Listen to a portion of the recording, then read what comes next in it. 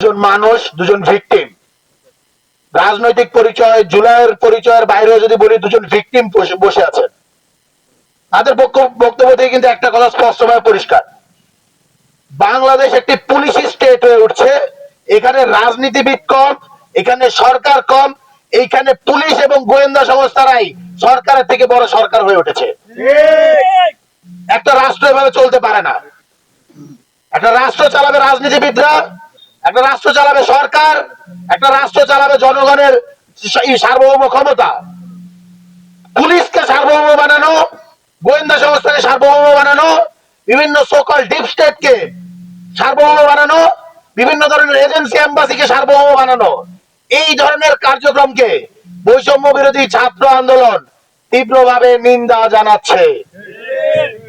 দেখুন,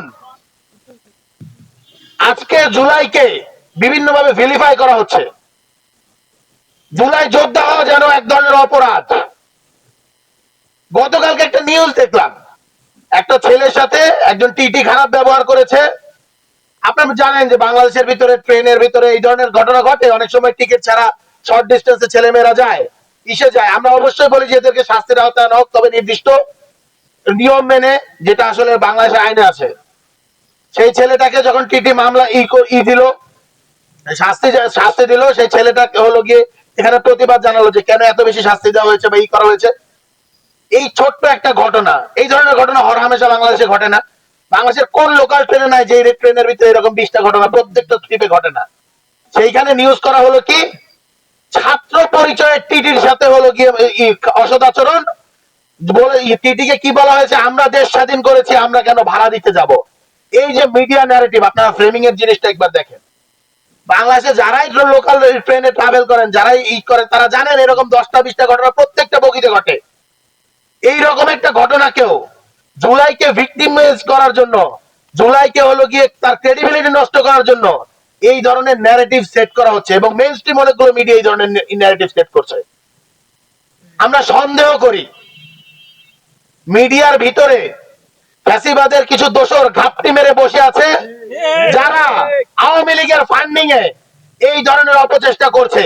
প্রত্যেকটা মিডিয়া হাউসকে আমরা বলতে চাই, আহ্বান জানাতে চাই, এবং সাংবাদিক ভাইরা, আপনারা যারা জুলাইয়ে আপনাদের জানের মায়া ত্যাগ করে আমাদের সংবাদগুলো সংগ্রহ করেছেন, প্রচার করেছেন, আপনাদেরকে বলছি, এই ফ্যাসিস্ট এনাবেলারদেরকে আপনারা আপনাদের মিডিয়া হাউস থেকে বের করে দেওয়ার জন্য অবিলম্বে প্রেসার দিন, প্রেসারাইজ করুন। লড়াই শুধুমাত্র রাজপথে না, প্রত্যেকটা মিডিয়া হাউসে থেকেও লড়াই আমাদের জারি রাখতে হবে।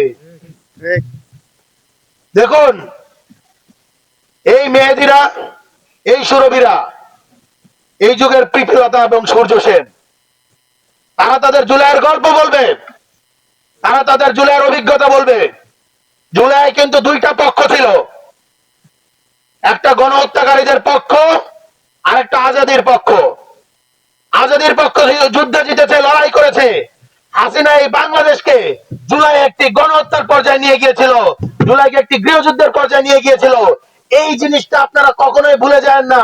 গৃহযুদ্ধে যারা বিজয়ী হয় তারা ইন্ডেমনিটি পায়, গৃহযুদ্ধে যারা হেরে যায় তারা শাস্তি পায়, যারা গণহত্যা করে তাদের বিচার হয়, আর যারা বিজয়ী হয় তারা রাষ্ট্রের ক্ষমতা নেয়।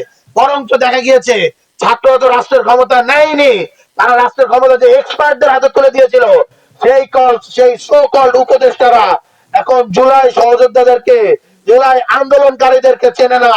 তারা চেনে কোথায়? তারা চেনে গুলশান, তারা চেনে মগবাজার, তারা চেনে বাংলা মোটর। অথচ জুলাইয়ের যারা সামনে থেকে লড়াই করেছে, যারা গুলি খেয়েছে, আহতরা এখনো কাতরাচ্ছে। কিছুদিন আগে আমাদের ভাইয়েরা শহীদ হচ্ছে, এখনো হচ্ছে। শহীদের লড়াই এখনো সিলসিলা জারি রয়েছে, জুলাইয়ের শহীদের সিলসিলা। অথচ এখন পর্যন্ত আমরা কি দেখতে পাচ্ছি?